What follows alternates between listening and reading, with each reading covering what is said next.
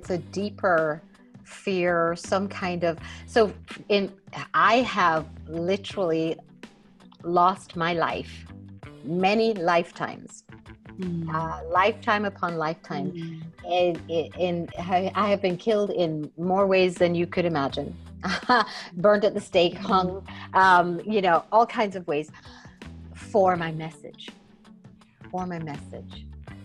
And those were past lives. There were incidents in this lifetime, right? That where it was not okay to speak my truth. It's Retreat and Grow Rich, the podcast. I'm Darla LeDoux, best-selling author, coach, and retreat leader, and I'm on a mission to normalize transformation on the planet, one intimate retreat at a time. This show's dedicated to the coaches, consultants, healers, leaders, and light workers who are here to hold space for the truth that transforms lives and get paid for it. Expert retreat and business tips, strategies, stories, and magic. It's your weekly mini retreat delivered right to your ears. Let's do this. Hello and welcome to this episode of Retreat and Grow Rich, the podcast. I am here with the fabulous Helen Macmillan. Hi, Helen. Hi, Darla. I'm so excited. We are going to dive deep around visibility, being seen, hiding, and money, of course, will be, I'm sure, be a part of this conversation today. So I want to share a little bit about Helen. First of all, Helen is someone that I wholeheartedly endorse as a transformational leader. I have seen and know her heart and her skill set and her background, and she has so much experience, both as a physical healer and as an emotional and spiritual healer. And so, Helen, it's such an honor to have you here. I'm so excited.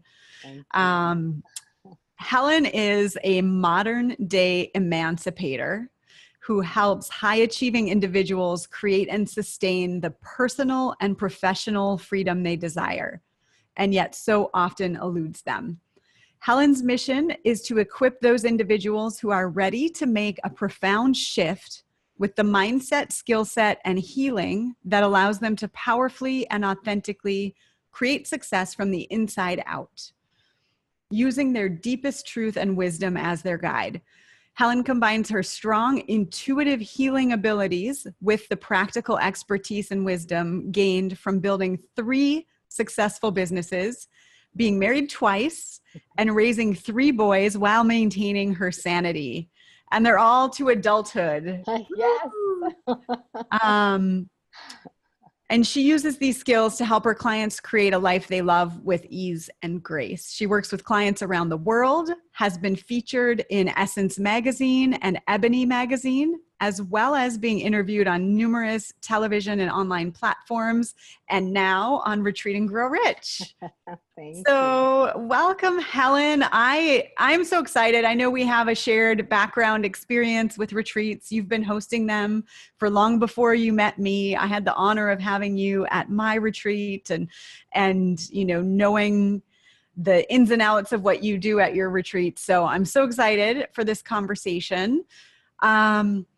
I'd love to start with a little bit of your background. I know your story, and you hung your shingle in Jamaica and started your healing center, which was your first leap. And then you started your coaching business, and we're doing all of the things similar to my story, doing all the things you were taught that you have to do to market and be successful as a coach and an entrepreneur, and then kind of went, I don't know if I want this life. And you took a step back, and yet the business kept growing and kept growing. And I think there's a way in which you developed a spiritual knowing about business in that place that is super unique. So I'd love if you could share a little bit about that, the healing practice in Jamaica, and then a little bit about what you've discovered since being a coach. Oh, yeah. So my healing practice, my mother was a nurse. So I came, into caretaking and caregiving naturally watching her, right? And so it was a lot of putting others before myself. Yeah. And you know, took a lot of pride in that. Until it literally nearly killed me. Because I was dry. I was very, very dry inside. I was in a simple case of gastroenteritis that went through my kids and the family, nearly took me out, landed me in the hospital for 4 days. And when I came to, I was like, oh, wait a minute, I'm missing something here. And so my journey has always been led by my soul, even when I didn't realize it. I'm very grateful that I don't have a tolerance of sitting in discomfort too long. Yeah. So I'm always looking for the next thing. So I transitioned from, you know, one career to another because I'm always seeking that next level of my own expansion as well, and my own joy and my own abundance, right? So it's part of why I'm an entrepreneur. But the experience you speak of, that because I built my transition into a coaching career and built that business as well, getting help, getting coaching, investing a lot in myself, doing all the right things. And it was working. That's the whole thing, right? Because it's easy to let go of the things that aren't working. But I got to the point where it was working and working really well, but I found myself kind of going, I can't wait for summer. Almost like, you know, I can't wait for the end of college, right? So I can graduate. Yeah. and I paid attention, and I heard we were about to move house, and I heard very clearly I'm somewhat clairaudient, so I hear a lot. And I heard, let it all go. And I was like, what you talking about, Willis? Like, you know, what you talking about, God? And it was like, let it all go. And I was like, all these things, that's so scary, letting go of something that's working. But, you know, I hear that in you too, Darla, is that one thing you have is a commitment to following your soul. Yeah. Right? To commit a commitment to letting your soul lead. And I do too. And so I did, and we feel the fear and we do it anyway. And so I did, that time that you speak of was, I call it the void. I refer to it as the void because it's that place in between. Right. What I've been doing and what I'm going to be doing, I knew something wanted to be birthed. I knew a version of me and a different way of being. And I gave myself permission, since I just moved, to, you know, take the month off, get settled. And then September's looming, and the marketing voice in my head and my mentors starts to kick in going, okay, girly, time to make a plan. And it was hard because I kept hearing, no, just be still. Be still. And it doesn't mean I was seeing my clients I was working with my clients. I just wasn't doing any marketing, any speaking, which I'd been doing a lot of. And in what you were speaking of is that every month, instead of my income going down, it was actually increasing. And that happened between August, September, and the end of the year. And I was like, how is this happening? And of course, you know, I got a lot of help. I really want to emphasize that. Yeah. Right? That's something we rarely do alone. And you were one of the people I reached out to and did some work with. And that's how I actually ended up at your retreat. Yeah. So I'm just like so feeling what you're saying. So let it all go. Like what? Like all of it? Like, like, what do you mean by that specifically? And so we have this idea, and I'm telling you, Helen, this has been like the theme of the week. I had client calls yesterday, and the whole theme, like one of the conversations was letting things fall through the cracks. Like, who says we shouldn't do that? Like, where did we get the idea? Don't let anything fall through the cracks. Right. And, so the void that you mentioned, I'll speak for myself, to me is that when you're in the transition, and we can call it from masculine to feminine. We can call it from head to heart, or, Mhm. ego to soul. Mhm. There's there's two things that are coming up for me. I can't wait to hear what you think about this. One is there's a transition time. There's like a lag time to shift your energy. Mhm. And then that's the time where conventional logic would tell you, don't get support. Yes.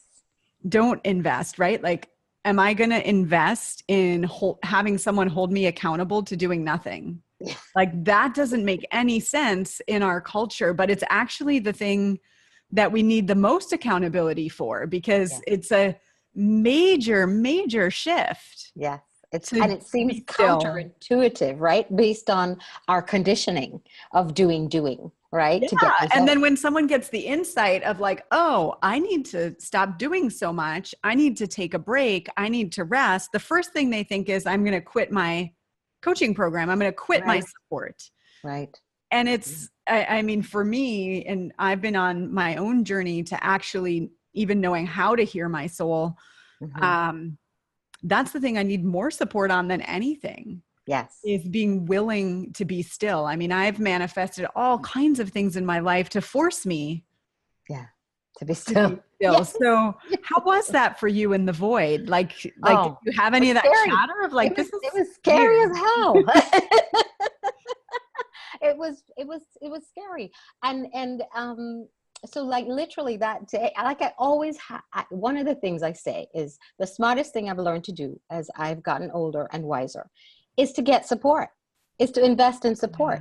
Right. But we're conditioned that the older you get and the smarter you get is the more independent you are and the less support you need. Right. And that's BS. I'm sorry. I completely disagree. I think it's about investing in the right kind of support. Right. However, so what I did that first day when I heard Let It All Go and I felt the fear come up in me, oh my gosh, the first thing I did was call my trusty hypnotherapist. I was like, excuse me, we need to go a little deeper. I need a little help with letting go here. Right. And at every stage when I found myself up against a terror barrier, then I would get support in having my back so that I didn't back down from it, because I know my breakthrough is on the other side of that. Yeah. Okay. So talk about talk about the terror barrier and how do you know you're in it? Oh my gosh. The mind, our minds are beautiful and wonderful and very interesting things. However, they need to be in service to our soul. And if you have a disconnect, which many of us do, because we're taught to revere the mind and the intellect through education, etc., right? And it doesn't know how to surrender to the soul. It hasn't developed a relationship and learned to trust, right? And be held by the soul. I like the imagery, which I give a lot of my clients, of imagining a strong, powerful pair of hands cupped, right? And imagine your brain being held by this powerful, strong, capable pair of hands, which represents your soul, so that the mind can actually relax, because it overthinks and it wears itself out. So there are tools, for helping to break the racehorse called the mind, especially the very smart mind. So that Yeah, sometimes being smart is a real detriment, isn't oh my goodness, it is the greatest benefit and the greatest nemesis at the same time. it? A brilliant mind, yes. So yeah, it's a process of surrendering. I can't even remember what the question you asked me now. I got up, but I trust that wherever we Yeah, went. just around that fear of letting go and doing Yeah, less. And like, yeah. You have to learn to be with the feelings. That's what it is. yeah. Because a lot of our doing is running away from feeling what we're feeling the fear, feeling the anxiety, having the fear, the thoughts of worry, and how's it going to work, and I'm supposed to be doing. It's about being with that. If you can learn to be with that, I call it mind shift mastery. If you can master the ability to shift your mind and focus it, it's like a powerful laser beam. That is so juicy. Mm. Yeah, all of the doing to escape feeling the feelings. Mm-hmm. And we talked, a little bit in prep for this around really intimacy and visibility. Intimacy is a word I use a lot, but being visible. Mm-hmm. And I think let's go on a little journey to tie that to feeling the feelings, because when someone is leading a retreat, if you're doing a really transformational deep dive retreat, there's a level of visibility required of like getting naked with people, right? And really being able to be, to me, just like you talked about feeling the feelings, you're present with the feelings. Yes. That ability to be present is what sparks the seed of transformation, to be with and validate what is. That's where it starts to take place. So when someone can't feel the feelings, what would happen when they go to launch and market and fill a retreat? Oh my goodness. First of all, a lot of anxiety, but also a lot of dancing and avoidance. Yeah. A lot of dancing and avoidance. And there's a wonderful saying, what you won't be with won't let you be. So the things that you're avoiding are going to show up in your mirror big time.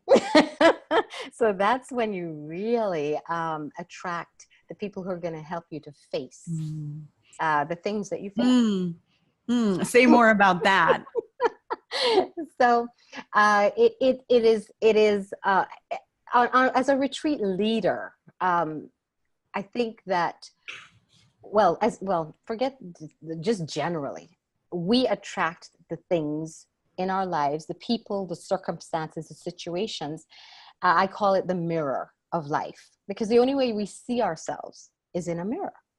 So in order for you to see the things in your blind spot, see the things that you're judging, see the things that are going to help you to grow, you have to attract them. And so if you're unable to be with them, then you can't. It's like the UPS man showing up and you slam the door in his face and say, no, thanks. You don't know how to receive the gifts. They are all gifts. And for me, as I've evolved as a retreat leader, my retreats have become more and more powerful the more I have learned to let go. To let go and to be with whatever shows up. To know that I am enough and I have whatever I need to handle whatever shows up. And that kind of confidence, well, it didn't come overnight. Let's just put that out there, right? But you'll attract exactly the perfect people for whatever stage you're at. Yeah. Is it okay if I share a little bit about your stage? Absolutely. Absolutely. Because I so relate to, one of the things that you brought forward where you were working on content for your retreat and it kind of wasn't coming. And it was like, I can't even sit here and do this. What have you learned about your style? I have the retreat leader archetypes and everybody has a different way that's aligned for them. So if someone's having trouble, like knowing what to teach or mapping out their content, what might be going on for them? Oh, they're probably a sage. So it's interesting because part of, I think it was at your retreat and through you that I was introduced to the concept of human design. I'd heard about it, but I'd never known what mine was. And as a matter of fact, someone had done a thing on me years ago and I just didn't even understand the value of it. So I had a whole report and I'd never paid attention to it. And so that was so liberating, first of all, because it was so frustrating. I would try and develop content in isolation, first of all, like sit down and create a program and then go sell it or whatever it may be. And I learned that as a projector, that the way I function and the way I'm designed is that I take the energy of the generators and the manifesting generators, and that's what I use. So what that translates to in normal people speak is I need interaction with other people to pull out my brilliance. And so trying to create something in isolation was an exercise in absolute frustration. And And so in learning to do that, that's part of what helped me to really let go, recognizing that I was a sage. It was such a relief. I have goosebumps even talking about it now, right? It was literally liberating. I felt free, and I've shown up, and my retreats are even more powerful, even more profound, and they're so much easier for me. Because you're not trying to control No. how it goes. Yes. So Yeah. what if you had to cultivate in yourself? And I love that you said, developing content in isolation. So many people do that. And human design has helped me see, a lot of that as well. And the last course, I have a signature course. The last time we updated it and recorded it, I got 2 team members and myself. We rented a house and we did it live, and they were there, and it could activate those parts of me. So it wasn't painful, because sitting home alone recording things is very painful to me, and that energy transfers, right? And so I had to embrace, well, first of all, I need more support maybe than other people. But I love that you put it that way. So then are you developing the content with the people in the retreat, essentially? I will have an outline. So I'll have a theme. That's it. Yeah. I'll have a theme. Yeah. And then, so because I think it's helpful for people to know what they're kind of stepping into. And, it's just for me, the theme to me is more of the energy of the container that we're stepping into. Yes. And I'm very clear I let them know up front, as like, we have, because some people come and they go, what's the agenda? What's the agenda? And I laugh and I go, beats me. I know we have, here's the outline. Here's the outcome, right? And how we get there, entirely up to spirit. And I said, if you're good with that, let's go. Let's play. And if you're not, I'm good. Bye. Yeah. And we have a saying in my world and with my clients, you just can't make this shit up. I hope it's okay to curse on your podcast.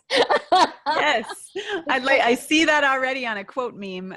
Right? It's like, because we're like, seriously? Like, you could not have imagined.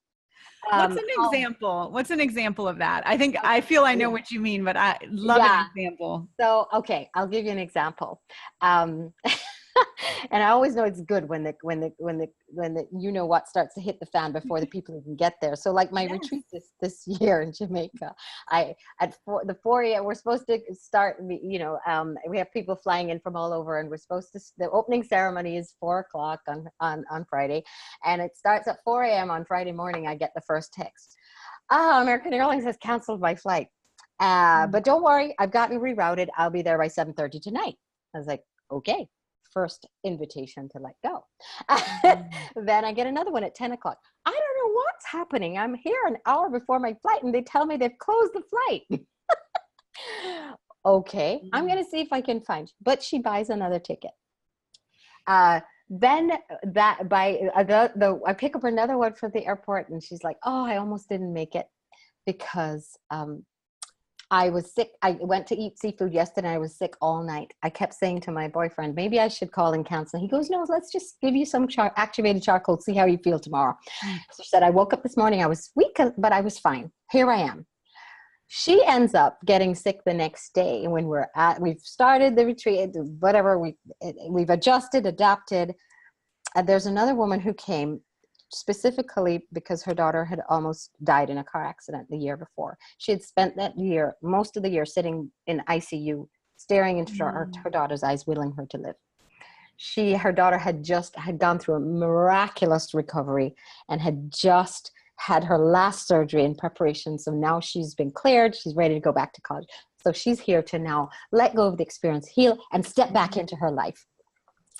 Well, long story short, we end up taking the person who had the stomach issue to the hospital. That person lives there, so she had a car, drives us there, and we're driving up to the hospital gates and at night, and she says, this is the first time I've been here since my daughter had her accident. It turns out this was the exact hospital that her daughter was at almost a year before. we're in there, we're in the ER, we go, they keep handing us from one doctor to another. We're like, what is going on? I'm testing. I'm like, I know this is not what they're querying. This is crazy. I know. I'm like, we can go home and come back if it gets worse, but I'm testing and she's not. So we just keep moving forward. And I said, can't anyone make a decision here? Like, you keep handing us to another specialist and another. We like your due diligence, but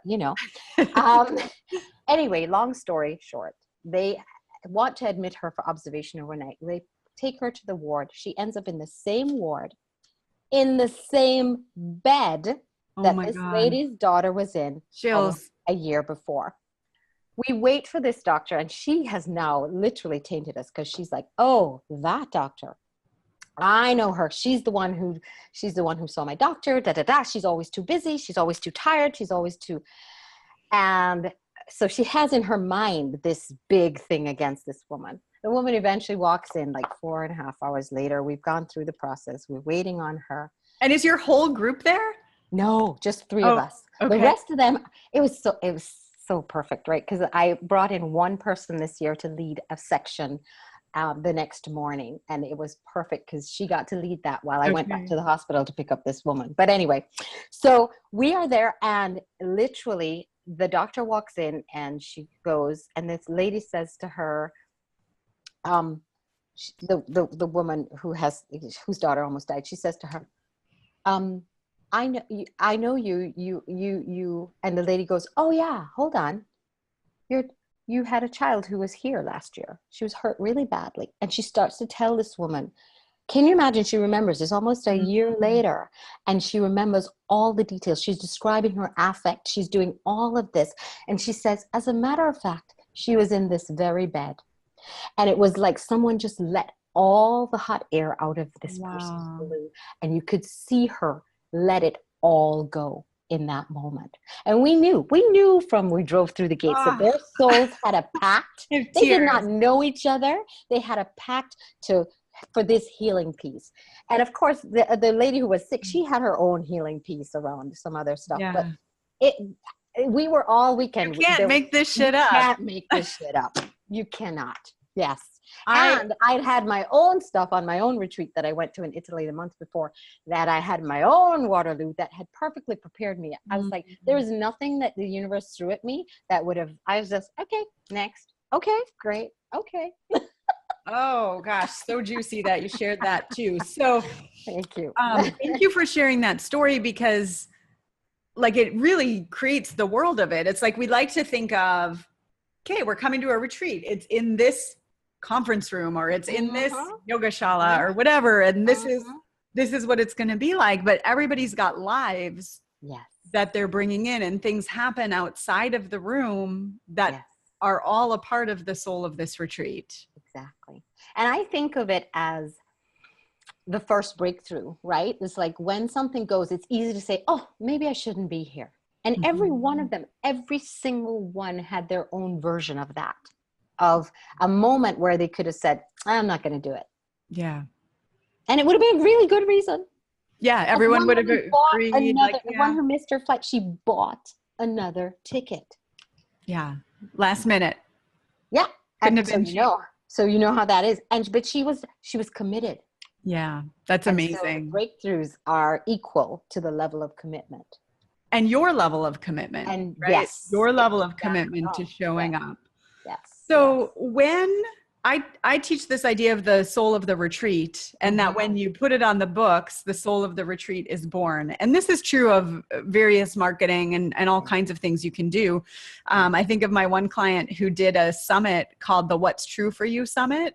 And while she was, she's like, oh, of course, as soon as I create that, shit's going to hit the fan in my life around where I'm not in my truth. Yeah. So you mentioned that the universe had perfectly prepared you for this in the meantime. And I have my own stories of that too, but can you speak to that a little bit? Oh my goodness. Well, this particular one was, I'd gone to A Fest in Italy, and American Airlines Awesomeness Fest for people who aren't in the know. Okay. Exactly. It was a bucket list thing for me, and it just fell in perfectly. But anyway, American Airlines lost my luggage, and so I had none of my clothes for the whole 5 days I was there. And so the first 2 days I'm pretty good, right? Because angels show up, right? Like literally this woman who was riding in the van from the airport with me, and she says to me when we're checking in, I'd never blessed eyes on her before, and she goes, "Oh, we look like the same size. Come to my room." She gives me underwear. She gives me clothes for 2 days. She get anything. I'm like, I never thought I'd be happy to wear somebody else's underwear, but I was. And then there's 2 days of frustration because I don't speak the language. I'm there for 4 days for an event I've flown halfway across the world for, and I'm missing sessions because I'm on the phone trying to locate my suitcase, or trying for American Airlines to just give me a reference number so I can go buy some stuff. I'm also in the one place in Sardinia, Italy, right, where every store closes between 1 and 5 every day. So it's not easy to even go buy something. Yeah.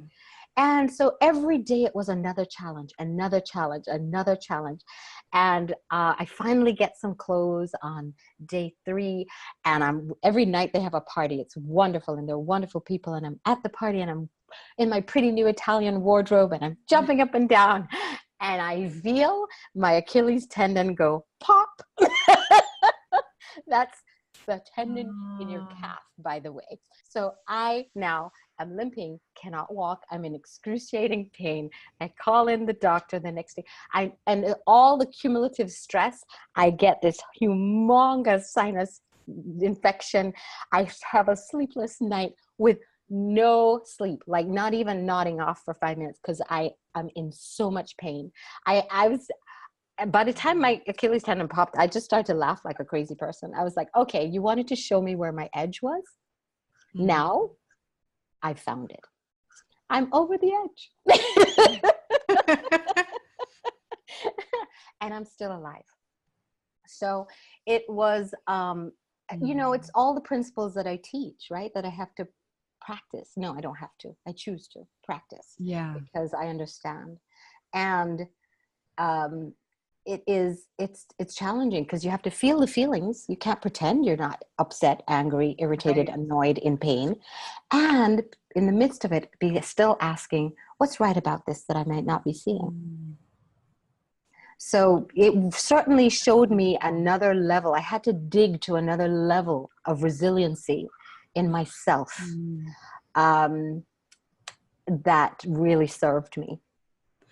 I love that you said, what's right about this that I might not be seeing, because we can see how that would translate to people's flights, issues and illness and the hospital, like all of the things being so divinely perfect if you look at it that way. And you could have gotten upset, and you could have, decided to leave the hospital, or whatever, my schedule, I got to be on my agenda, and not been able to have that meeting. Or it could have been a space where they had that meeting without your energy in the room, and that healing didn't take place, right? Because you bring that space. So it's so beautiful. Yeah It's, you can't make it up. I love it. So you're sharing, Helen, these powerful examples of what it is to be committed to your own growth and holding space for healing. I'm going to go so far as to say of the planet. Yes. Through your own work. And I'm just getting teared up. It's so moving. It's so moving. And we talk a lot about visibility and hiding. And you can't hide in this work. So we can try hard though. About that. I mean, when you talk about it, I instantly get this picture of myself when I'm just thinking about the people, the ripple effect is really moving for me right now. Thank you. I get this picture. I did a training. It was early on in my business, and it was a speaker training. Mm-hmm. And it was kind of like your let it go message. Like I got called to do this training and I was like someone had made an offer. I was at a retreat. They made an offer for this training, and you know how that goes. And this is why I love when people make offers, because offers changed my life. Yes. I couldn't sleep that night. I was like, I have to do this training. And there was nowhere in my plans that said be a speaker.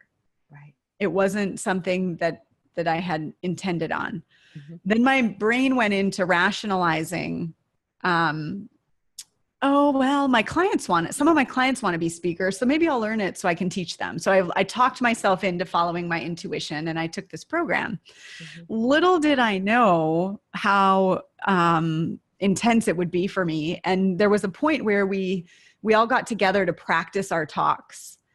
And I had, you talked about losing your luggage. I had like wardrobe malfunction. Like for whatever reason, I didn't have my dry cleaning clean. And I went in my closet and I had nothing to wear for some reason, it seemed.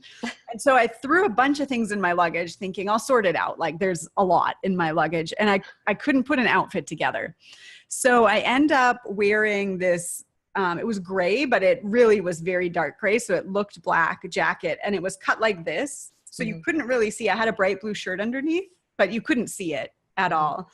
Black pants. I had black glasses. My hair was kind of falling in my face. And the curtain was black. So I literally disappeared. Yeah. Like hiding in plain sight, right? Yeah. And not to mention my voice quaked and all of that. And the feedback I got was, well, you have the best content here, but I couldn't hear any of it because how you're showing up, like I literally couldn't listen to you. Yeah. And that was hard to hear. I'm a straight A student, perfectionist. And it was like, yeah, that is so true. And that's exactly what they said. They said, it's like you're hiding in plain sight. Like, look at this, and I wasn't even aware, like, oh, yeah. I blend. Yeah. It was the best feedback I could have ever gotten, and I can't imagine I would have gotten it in some other way, right? It's one of those, you can't make this up. Exactly. Yeah. When we do this work, we have to be seen. And even, you had a successful business, but still were hiding behind certain things. I have a successful business, still hide behind certain things. Yeah. And sometimes we just don't wait. That I've done speaking programs too, and one of my 2-day retreats is the Powerful Communicator Intensive, and the reason I do that is because it's so rare that we can get into a safe, sacred space where we will get honest feedback on how we are perceived and how we are showing up. It loving, honest feedback, right? And it is. So for me, I literally didn't know. I was completely unaware. And I always say you can't change what you can't see, right? So the awareness is always the first step in making a shift. And I didn't know. I was literally, part of my signature speech was I would talk about when my sister died in a car accident. It was a pivotal point in my life when I was 19.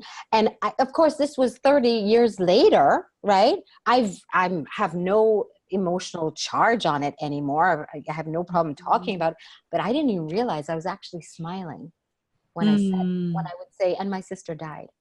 Right. And what it created for the audience is you're talking about this really traumatic, life-altering, sad thing, and you're smiling. And it leads to mistrust in the audience. And they don't even know because they're not processing this consciously. Right. And I would also, talk about being bold, but I would actually physically take a step back on the stage as I was saying that. And I had no idea I was doing this. Right? I've published things online thinking it's live, and a month later found out it wasn't published. I was like, oh, there I go, hiding in plain sight again. Right? So I now laugh when I see it. I just yesterday, I had some videos I had committed to doing, and I just was finding I don't have a problem doing videos. So it was really curious to me. I've learned, get curious, not judgmental. Right? And sat with my coach and said, okay, I need help because there's something here. and it was a deeper piece of healing around That's it. awesome. So it's always ongoing. When you talk about like smiling, when you talk about your sister's death, or taking the step back, when you're talking about being bold, yes, we need to be aware of it to shift it, but there's something deeper, right? So it's not just like, oh, okay, I have to remember to step forward when I talk about being bold. Yeah. But you and I both have a shared belief in pulling out the root, right? Like getting to the root cause of that. So, when someone has that, what's going on underneath? Oh, it's a deeper fear, some kind of, I have literally lost my life many lifetimes, lifetime upon lifetime. I have been killed in more ways than you could imagine. Burnt at the stake, hung, all kinds of ways for my message, And those were past lives. There were incidents in this lifetime, right? That where it was not okay to speak my truth. Right? The consequences were punishment, or there are times when we've been ostracized for it. And so it's the protective, the fear is just protection, right? It just wants to keep you safe. But for us to show up most powerfully, we have to be willing to do that inner work.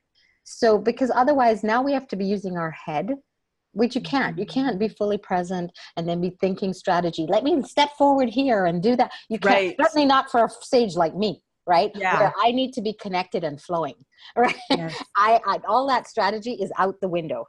Yeah. So when you're practicing, go here, take a drink here, do this here. It looks for forced. me, it's like painful. It can't, the truth, inauthentic, and you don't connect. Whether your audience is one person that you're having a conversation with, or 100 or 1,000 people in a room, it's still the connection, right? The authentic connection. And to be that, we have to be fully present. And I can tell you, I know exactly where I was and what I was doing the moment in my life that I first experienced no anxiety. Anxiety was an undercurrent in my life for my entire early life. And so that was normal for me. So when I didn't have it, it was like this watershed moment of what the heck is that? I didn't even know it was there. Right. It's like, oh, and this feels pretty good. What is this thing I am feeling? Yeah.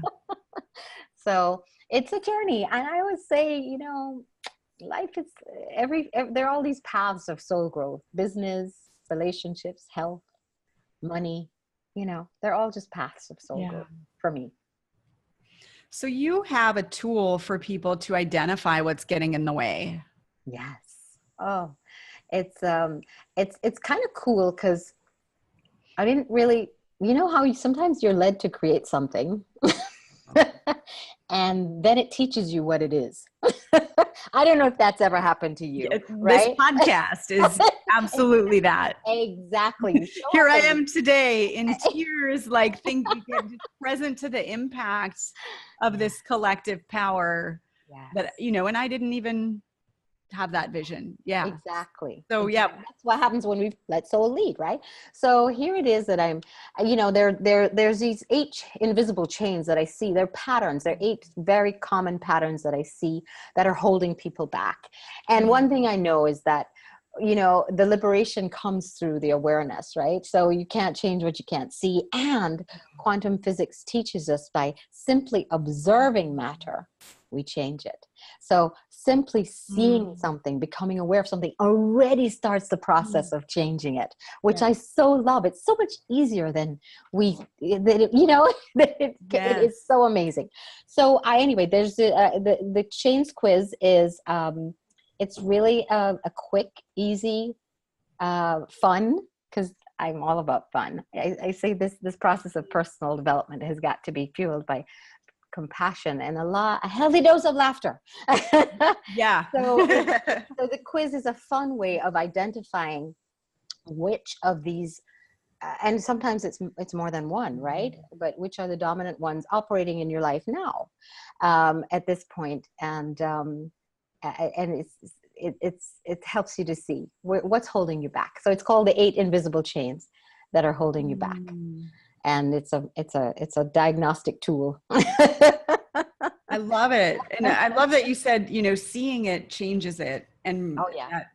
Quantum physics, I'm an engineer by schooling. And I remember, taking quantum chemistry and quantum physics. And I really didn't understand it, honestly. I was like the, really good test taker. So I could always tell when teachers were presenting, I knew like what was going to be on the test. So, and I was really good at like regurgitating formulas and all of that. I didn't understand it. I was like, what is this thing? So, but it's science, and it is transformation. Like the pivot happens when we validate, right? When we can be with what's there.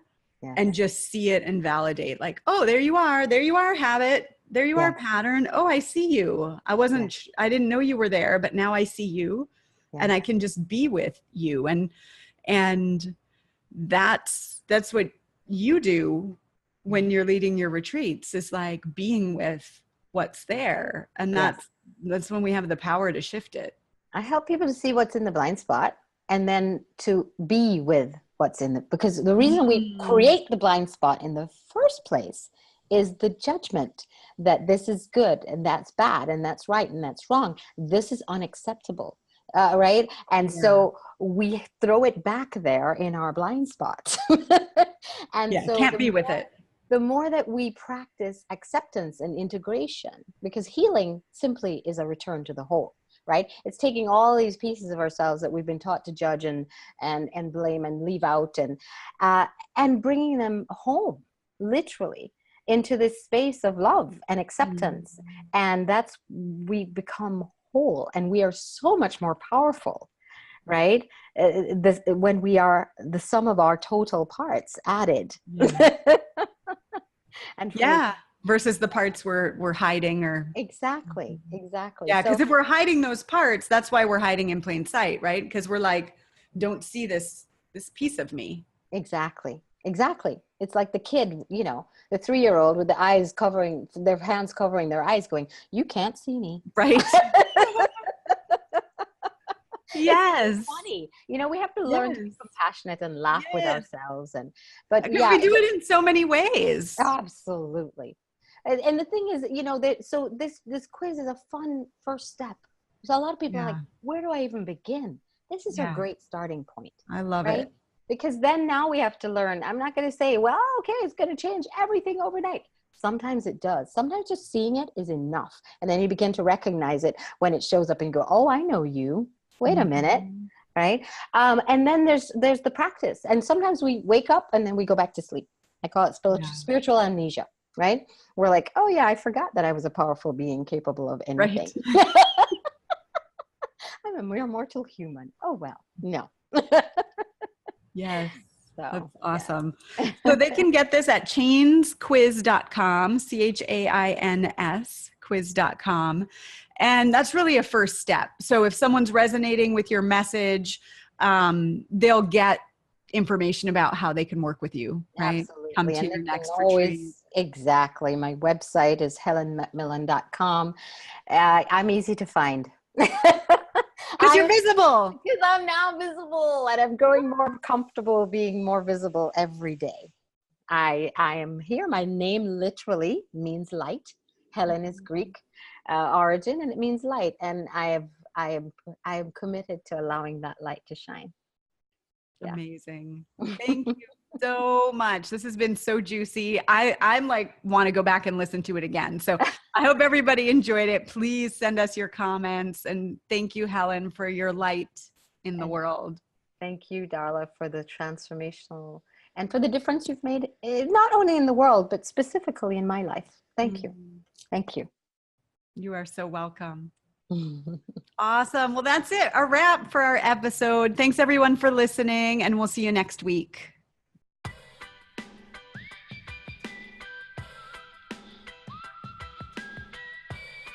I hope you enjoyed this episode of Retreat and Grow Rich, the podcast. If so, please share your experience and spread the word. Also, please subscribe over on iTunes and leave us a fabulous review. It makes a big difference in helping to get the word out. And you can join me in my mission to normalize transformation on the planet, one intimate retreat at a time. You can find show notes from this and all of our episodes over at alignedentrepreneurs.com/podcast. If you'd like to understand the inner workings of my retreat-based business model and build your confidence in your retreat dreams, you can grab my book, Retreat and Grow Rich, over on Amazon. It's the entrepreneur's guide to powerful, profitable retreats. If you're just beginning to explore incorporating small retreats into your business model, or you've been hosting retreats for years, but they're just not as lucrative as you'd like them to be, hop on over to retreatrevenueroadmap.com. Here you'll find a fabulous free gift. It's an extensive ebook that walks you through the 3 core types of retreats and how to use them in your business model to make great money and make a big impact. In each of these retreats, I'll let you know where to host them, what to include, where they fit in your business model, and the ever mysterious what do you charge. You can find that at retreatrevenueroadmap.com.